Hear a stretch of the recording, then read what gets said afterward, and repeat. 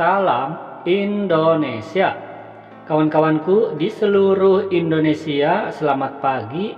Selamat berjumpa lagi dengan channel Berbagi Informasi. Pada kesempatan kali ini, admin akan berbagi informasi seputar ada kabar yang sangat penting di tanggal 26 Agustus 2022. Ini berhubungan dengan pendataan honorer di instansi pemerintah. Pada video ini juga akan dijelaskan, akan dibahas tentang data atau dokumen yang harus dipersiapkan. Selain file dalam bentuk PDF, juga harus dipersiapkan dalam bentuk fisik. Beberapa fotokopi dokumen dari sekarang harus sudah disiapkan. Kemudian, instansi mana saja yang akan didata dalam pendataan honorer 2022? Penasaran dengan informasi ini? Simak terus ya di video selanjutnya.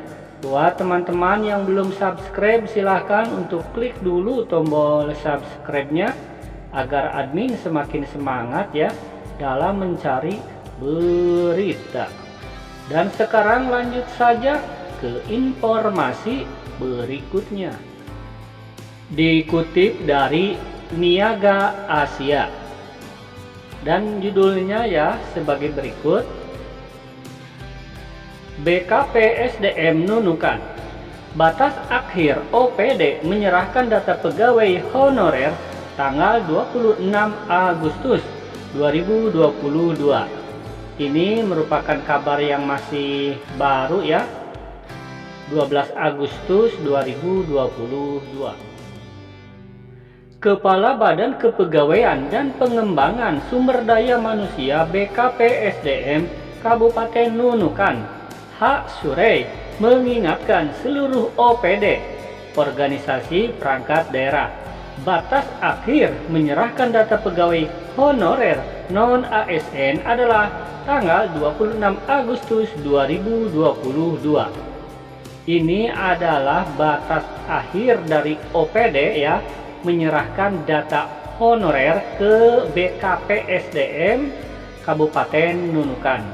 Karena kan tiap-tiap kabupaten kota atau daerah ini berbeda kewenangannya ya. Ada yang 30 Agustus paling akhir, ada ini dari BKPSDM Nunukan paling akhir ini dari OPD ke BKPSDM adalah 26 Agustus. Sementara tenggat waktu di BKN ya atau Menpan RB adalah 30 September 2022. Jadi sekarang ya sedang sibuk-sibuknya BKD di tiap kabupaten atau kota sudah mulai melaksanakan inventarisasi ya. Kita lanjutkan. Ada sekitar 5.833 pegawai honorer non-ASN diminta menyerahkan data dirinya untuk diinventarisasi, kata Surey pada Niaga Asia Jumat 12 Agustus 2022. Inventarisasi pegawai honorer non-ASN di lingkungan pemerintah Kabupaten Nunukan dilakukan atas permintaan Menpan RB melalui suratnya yang bernomor sekian-sekian ya. Ini nomor suratnya. Admin sudah sering ya membacakan nomor suratnya. Surat tertanggal 22 Juli 2022 ditandatangani oleh PLT Menpan RB Bapak Mahfud MD. Ini berisi tentang pendataan pegawai non-ASN. Setiap pejabat pembina kepegawaian akan melakukan pemetaan seluruh pegawai non-ASN di instansi masing-masing. Dan berikut ini ya adalah penjelasan tentang data apa saja yang harus dipersiapkan. Penyerahan data kepegawaian non-ASN dalam bentuk PDF. Ya, yang pertama dalam bentuk PDF, kemudian dokumen fisik berupa fotokopi, SK pengangkatan awal hingga akhir, kemudian slip gaji, kartu keluarga, KTP, dan ijazah. Nah, jadi ini buat teman-teman honorer siapkan saja ya beberapa poin yang harus difotokopi selain file PDF. Di sini ada pesan penting, instansi pemerintah yang tidak menyampaikan data pegawai non-ASN dinyatakan tidak memiliki pegawai non-ASN.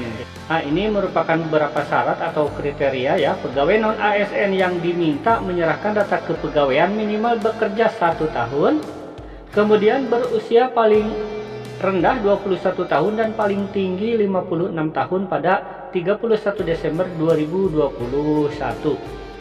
Di video sebelumnya admin sudah membuat video 5 kriteria honorer yang bakal masuk di pendataan non-ASN.